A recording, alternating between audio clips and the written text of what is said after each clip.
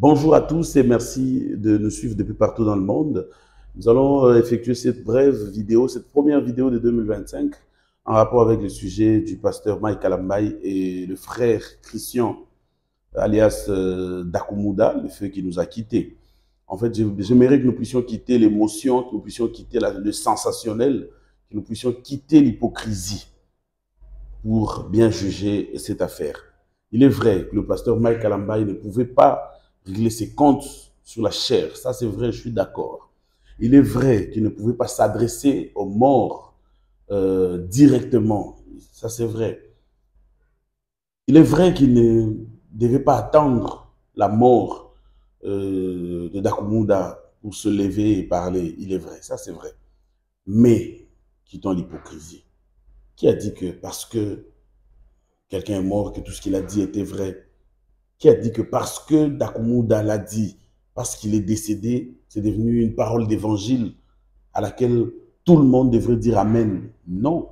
Écoutez, nous sommes africains, nous avons respect des morts, mais écoutez, ici chez nous, en Afrique ou au Congo, nous avons l'habitude de piétiner tout le monde de son vivant et vouloir encenser, gratifier, honorer tout le monde après la mort. Soyons rationnels.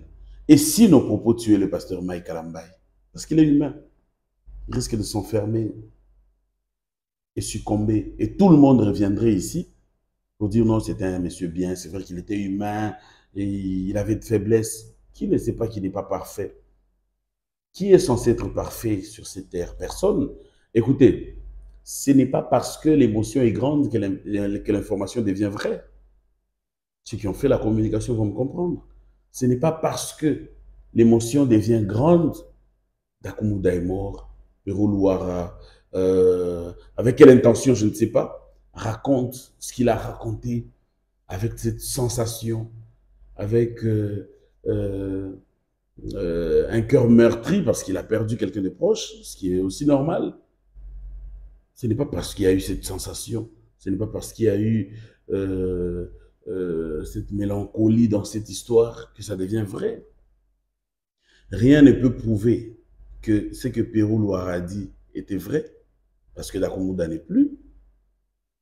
Il y a déjà un doute là-bas. Rien ne prouve que réellement il y a eu cette conversation entre Pero Luara et Christian Dakumuda, de son vivant. Parce que lui-même, Christian Dakumuda, n'est plus pour confirmer ce que Pero Luara raconte. Alors comment voulez-vous que le pasteur Mike Kalambay reste calme? Parce que même vous, qui le condamnez aujourd'hui, je suis sûr que si c'était vous à la place du pasteur Mike, vous réagirez. Mais peut-être pas à la chair, mais peut-être pas en s'adressant directement aux morts, mais peut-être pas en attendant qu'il meure, peut-être qu'il avait banalisé, mais l'ampleur que cette histoire a eue après la mort du frère Newman Dakumuda est devenue tout autre. C'est comme ça que moi je reviens pour mettre un peu d'eau dans le vin.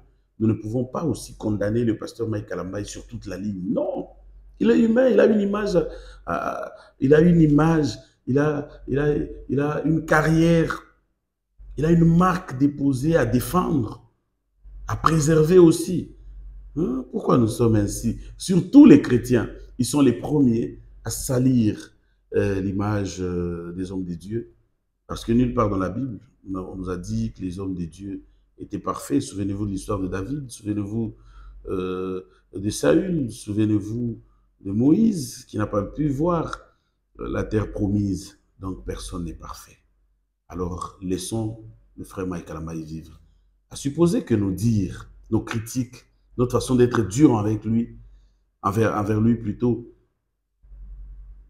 le pousser à la mort. Que dirions-nous? To lobby, to traiter pasteur Mike Kalambay na façon nyonso à craquer, à koufi. Quelle serait notre réaction? On reviendra encore pour vouloir dire de belles paroles à son égard. Et donc, apprenons à mettre de l'eau dans notre vin. Gift Madia, 001, le cadeau du pays. Depuis le Mumbashi.